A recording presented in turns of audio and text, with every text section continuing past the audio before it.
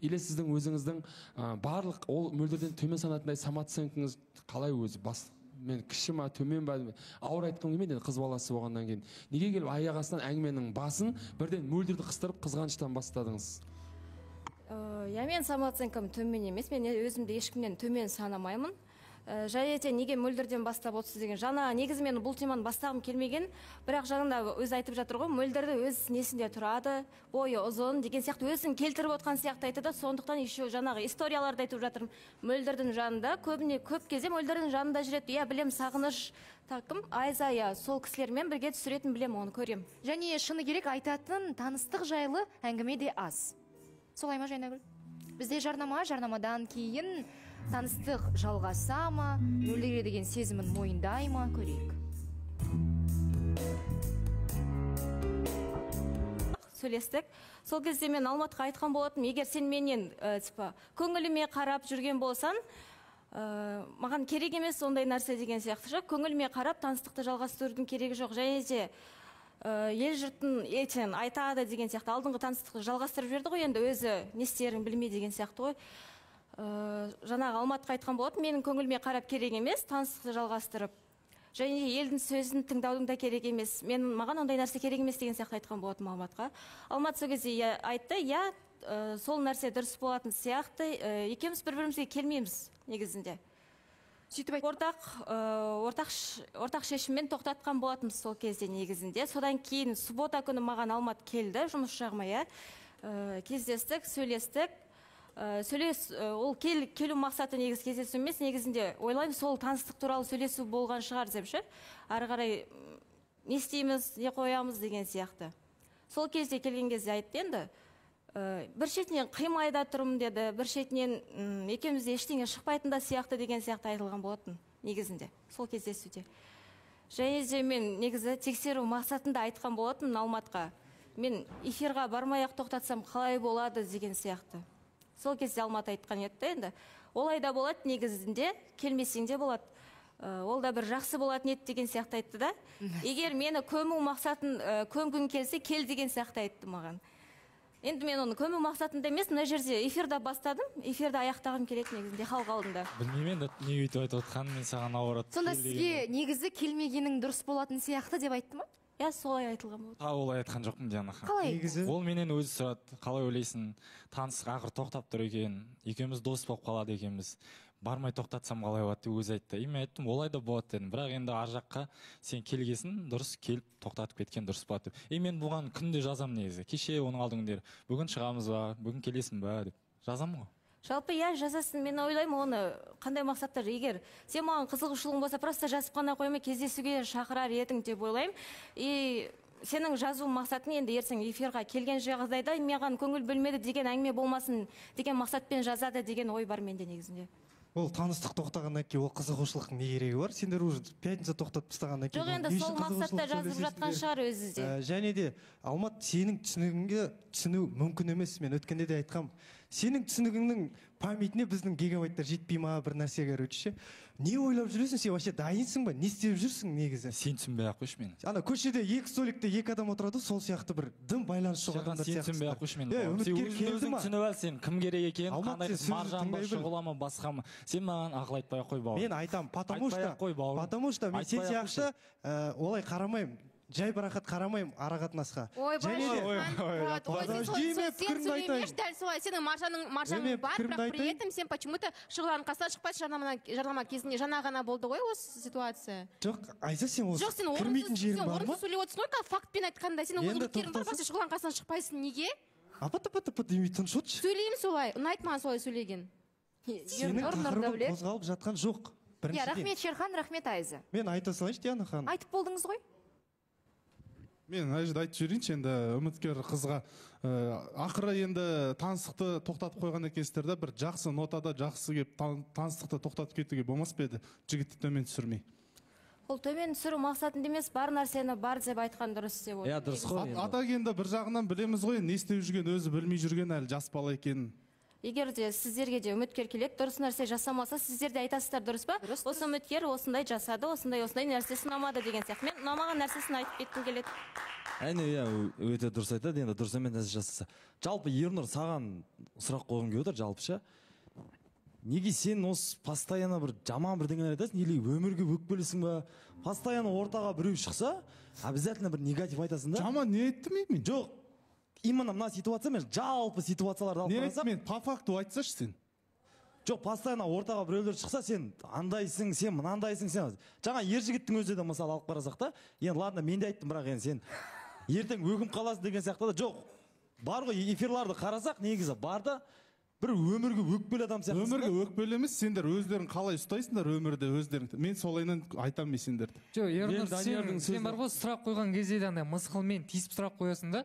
Кішкене сұрақтарыңды да кішкене нормально жеткізуге болады ғой. Қандай мысқыл? Енді сен примермен сразу айтсашы, мен ойланып отырмын, қай жерде не айттым деп. Жаңа көке демекші, көке ғой, мысалы бір басқа жігіттер төтесінен қояды да, сен астарлап әкеп, ана жақтан әкеп, мысқылдап, шымшып, тістеп сөйлейсің. Даниярдың сөзіне де Нұрдәулет сөзіне де қосылам. Мен мамандығым журналист болғанға мен кінәлі емеспін. Сөз байлықтарым төмен ба? Сіз спортсменсіз бе, журналистсіз бе? Диплом журналистика ғой. Біз Сағынышпен таныстықты бастаған кезінде сен бастайсың, Шерхан сені қостайды, өмір бір подвох іздеп отырасың, орыстың тіліне мен айтқан кезде. Өзің сондай болғаннан кейін бізге бәлені жаппа сен. Сен жаман нәрсе көргің келеді, өзің де сондай нәрсе жүресің. Сіз көретін жақсы дүние болса, көретін едік ол жерде. Ернұрды қорғайтын сияқты, өйткені Тимурмен келіспей отырған сияқты ма, әлде қалай? Жоқ, Жана ханым, мен керісінше Даниярдың айтқанымен келісемін.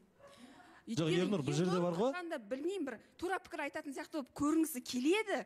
Негізі өмірде жақсы адам ғой, бірақ та бәлкім біреудің аяғынан шалынып қалса екен, осыны шалып жіберсем екен, мына сөзімен тиісіп өтсем екен деп отырады. Өзіне бір пайыз жинап отырады ма, түсінбеймін. Кейде артық кетіп қаласың, шынымен де. Жаңа үйлендіріп жібереді, сосын қайтадан ажырастырып жібереді, баласын қалдырып қояды.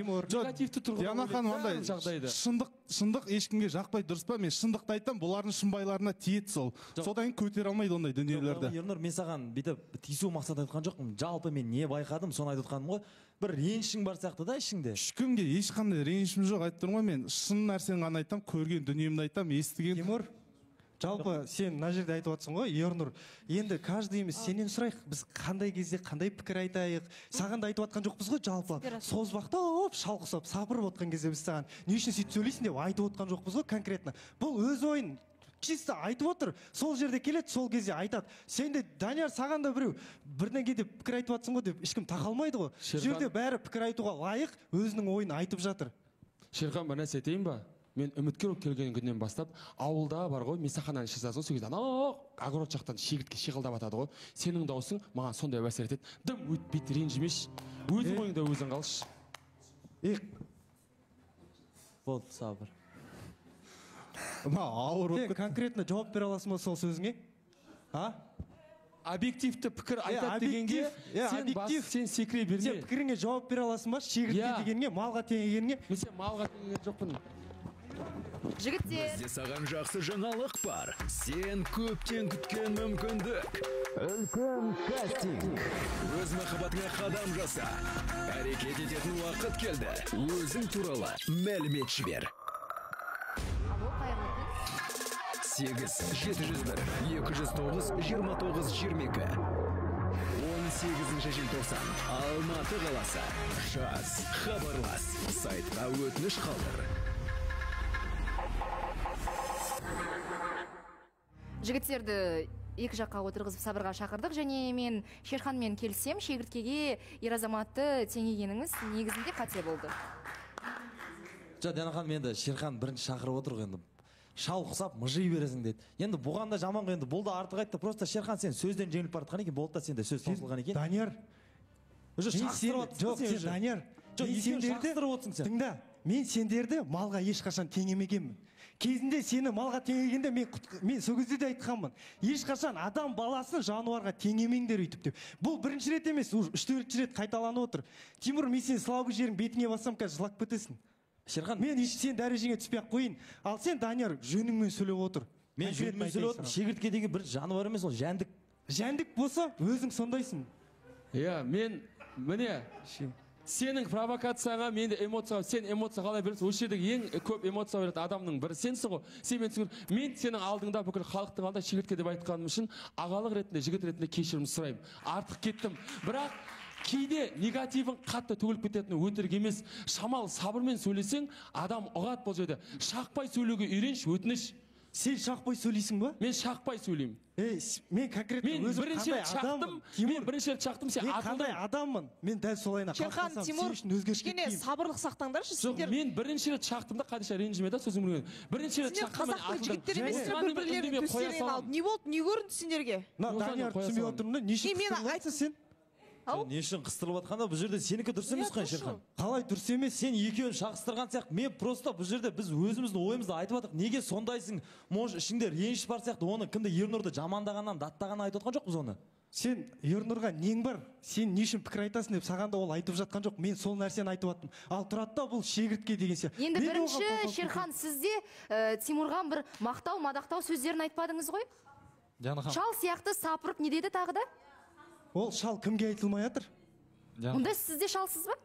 Жоқ, ол шал деген ер жігітке де айтылып жатыр, ізбасараға да айтылып жатыр. Сонда шал деген ол реніш емес, ал шегіртке деген кезде бірден жұдырықталып жүгіру керек. Шегіртке деген нормально естіле ма, Диана ханым? Шал деген жақсы ма? Сапыру деген жақсы ма? Ер азамат па? Жақсы болып тұр, Диана ханым. Шал деп негізінде қазақта сыйлы адамды айтпайды, иә? Сыйлы қартты қазақта ақсақал деп айтады. Қария дейді.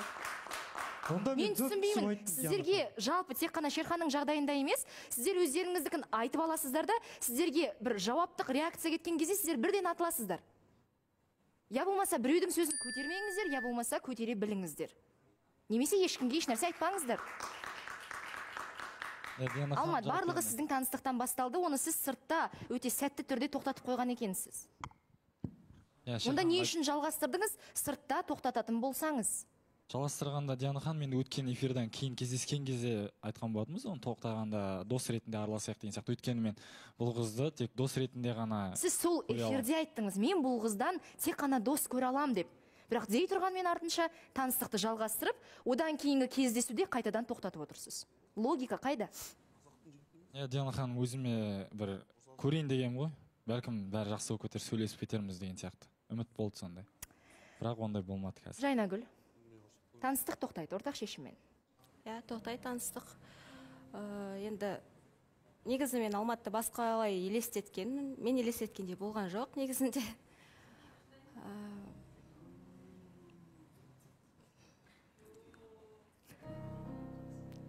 Мен ештеңе демей ақ қояйын енді. Сіз не дейсіз? Енді елестеткенде болған жоқ деп жатыр, ладно, солай бола қойсын. Жалпы өте керемет қызсың, Жанагүл. Жалпы өмірде көптеген жетістіктерің, алға мақсаттарың орындалсын деймін. Енді дос ретінде араласуға шештік, солай ортақ шешім. Рахмет сізге келгеніңізге. Алмат шығарып салсақ. Сау болыңыз, аман болыңыз.